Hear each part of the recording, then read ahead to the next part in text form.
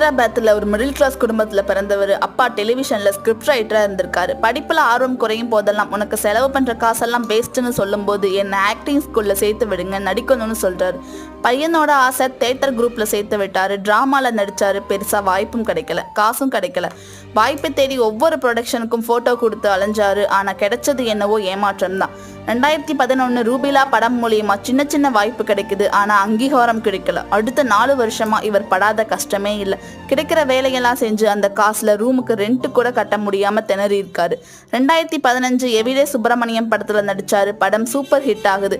அடுத்தடுத்த வாய்ப்புகள் தேடி வர, ஆனா கதை பிடிச்சா மட்டும்தான் படத்துல நடிக்க ஆரம்பிச்சிருக்காரு. அர்ஜுன் ரெட்டி படம் மூலியமா செம ஃபேமஸ் ஆனாரு. கீதா கோவிந்தம், டியர் காம்ரேட் இவங்கள ரசிகர்களை கொண்டு வந்துச்சு. தனக்கு கிடைச்ச அவார்டை ஏலம் விட்டு அதன் மூலியமா வர பணத்துல மக்களுக்கு உதவ ஆரம்பிச்சாரு.